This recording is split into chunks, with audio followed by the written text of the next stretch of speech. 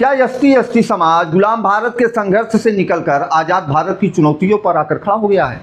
इसे वर्ग विशेष का दुर्भाग्य कहें या सौभाग्य, जब भारत देश गुलाम था, एससी और एसटी वर्ग से डॉक्टर भीमराव अंबेडकर, बाबू जगजीवन राम, ज्योतिराव फूले, स्वामी अच्युतानंद, बाबू मंगूराम जैसे लोग निकलकर सामने आए। और जब देश आज़ाद हो गया, आज इस समाज से रामदास जैसे लोग निकलकर सामने आ रहे हैं और उनके जैसे परिवार, जिन्हें दवा और रोटी के लिए संघर्ष करना पड़ रहा है। नमस्कार, नेताजी कहीं में आप सभी का बहुत स्वागत है और मैं सीपी शुक्ला। मैं आपको कोई कहानी नहीं सुनाऊंगा, अगर आप सोए हुए हैं तो आपको जगाने का प्रयास करूंगा, लेकिन उसके पहले बचपन में सुनी एक लोक कथा की कुछ लाइन आप लोगों के साथ मैं साझा करना चाहूँगा। एक राजा थे, उनके राज्य में एक नाई रहता था। नाई को राजा बहुत प्यार करते थे, राज्य की सारी जानकारी उसी से लेते थे। राज्य में सूखा पड़ा हुआ था। राजा ने नाई से पूछा, राज्य कैसा चल रहा है, प्रजा कैसी है? नाई ने महाराज को उत्तर दिया, पूरे राज्य में सारी की सारी प्रजा दूध भात खा रही है। राजा ने एक दूसरे मंत्री से पूछा, जब राज्य में सूखा पड़ा हुआ है तो यह अकेला आदमी कैसे कह सकता है कि पूरा राज्य दूध भात खा रहा है? मंत्री ने कहा, कल से दोबारा आप इससे पूछिएगा। एक सप्ताह बाद नाई दोबारा आया, राजा साहब से मिला। राजा साहब ने कहा, राज्य में क्या हाल है सबकी? नाई ने कहा, सारे लोग भूख से मर रहे हैं, खाने के लिए कुछ नहीं है। राजा साहब ने कहा कि एक हफ्ते में ऐसा क्या बदल गया? नाई ने बताया, मेरे पास एक गाय थी, जिस दिन मैं आपके पास से घर गया उसी दिन गाय चोरी हो गई। जो मेरी स्थिति है वही स्थिति मुझे सारी दुनिया की लगती है। आइए अब बात करते हैं एक ऐसे मुद्दे की जो केवल एक व्यक्ति की नहीं है, बल्कि उस व्यवस्था और उस सोच पर सवाल खड़ा करती है जिसमें आज भी समाज के कमज़ोर और वंचित वर्ग को अपने अधिकारों के लिए संघर्ष करना पड़ रहा है।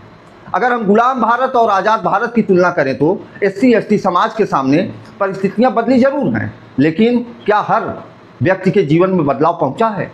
गुलाम भारत में डॉक्टर भीमराव अंबेडकर, बाबू जगजीवन राम, ज्योतिराव फूले, स्वामी अच्युतानंद, बाबू मंगूराम, बीएस वेंकट राव, एन शिवराज आदि लोग ने सामाजिक समानता, शिक्षा, अधिकारियों की लड़ाई को आगे बढ़ाया। इसी संघर्ष की धारा में सावित्री फूले, रमाबाई, अंबेडकर और वीरांगना झलकारी बाई जैसी महिलाओं का भी योगदान महत्वपूर्ण रहा। उनके दौर में संघर्ष का उद्देश्य था शिक्षा, सम्मान, समानता और अधिकार। लेकिन आज़ाद भारत में सवाल यह है कि संवैधानिक अधिकारों और सरकारी योजनाओं के बावजूद समाज के सबसे कमज़ोर व्यक्ति तक उनका वास्तविक लाभ क्यों नहीं पहुंच पा रहा है? इस सवाल को समझने के लिए जौनपुर के सिरकोनी विकासखंड की ग्राम सभा अहमदपुर के रामदास की कहानी आपके सामने है। रामदास लगभग 3 वर्ष पहले लकवे से पीड़ित हैं। परिवार की आर्थिक स्थिति बेहद कमज़ोर है। उनके 2 बेटे हैं। एक बेटा घर पर रहकर रिक्शा चलाता है, जबकि दूसरा बेटा लगभग 28 वर्ष पहले मुंबई गया, आज तक वापस नहीं लौटा है। परिवार के अनुसार लगभग 1 दशक पहले उन्हें आवास मिला, लेकिन आज भी वह मकान ऐसी स्थिति में है कि बारिश की बूंदों की जो स्थिति है उनके घर के अंदर ही गिरती है। रामदास के इलाज में उनके बड़े बेटे की जमा पूंजी खत्म हो चुकी है। परिवार का आरोप है कि सरकारी सुविधाओं और योजनाओं का लाभ लेने के लिए उनके ही समाज के कुछ लोग कमीशन मांगते हैं। उनकी पेंशन की भी लगभग 6 महीने से नहीं आई है। यह सवाल किसी एक व्यक्ति पर आरोप लगाने का नहीं है, बल्कि व्यवस्था से जवाब मांगने का है। अगर किसी गरीब को एक बार सरकारी सहायता मिल गई तो क्या इसका मतलब यह है कि भविष्य में उसे सहायता की ज़रूरत ही नहीं होगी? अगर किसी परिवार को भोजन उपलब्ध करा दिया जाए तो क्या वह भोजन उसके रिश्तेदारों के पेट में पहुंच सकता है? इसी तरह अगर कागजों में सरकारी योजनाओं का लाभ पहुंच गया तो क्या वास्तव में वह लाभ उस गरीब परिवार के घर तक सुरक्षित पहुंचा? सरकार योजना बनाती है, अधिकारी उनका क्रियान्वयन करते हैं और जनप्रतिनिधि जनता के बीच विकास का दावा करते हैं। लेकिन सवाल यह है कि जांच की वास्तविक व्यवस्था कितनी प्रभावी है? अगर गरीब तक पहुंचने वाली सुविधा के रास्ते में कमीशनखोरी और भ्रष्टाचार की शिकायत आती है तो उसकी जांच कौन करेगा और जिम्मेदारी किसकी तय होगी?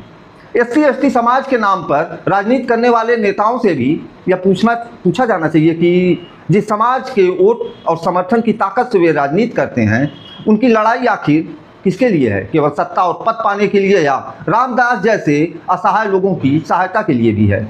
आज ज़रूरत किसी समाज को बांटने की नहीं, बल्कि समाज के भीतर सहयोग, संवेदना पैदा करने की है। शिक्षा पाने वाला व्यक्ति अपने पीछे छूट गए लोगों का हाथ पकड़े, मजबूत व्यक्ति कमज़ोर व्यक्ति को सहारा दे, जनप्रतिनिधि अपने समाज के सबसे अंतिम व्यक्ति की आवाज़ बने। क्योंकि आज़ाद भारत की असली सफलता केवल संविधान मिलने से नहीं, अधिकारों से मापी जाएगी। असली सफलता तब होगी जब रामदास जैसे व्यक्ति को अपने अधिकार के लिए किसी के सामने गिड़गिड़ाने की जरूरत नहीं पड़ेगी। सरकारी सहायता पाने के लिए किसी कमीशन का सहारा नहीं लेना पड़ेगा और उनका सम्मान उनके घर की चौखट तक सुरक्षित पहुंच सके। यही सवाल है, यही चुनौती है और शायद यही आज़ाद भारत की सबसे बड़ी परीक्षा है। नमस्कार, धन्यवाद।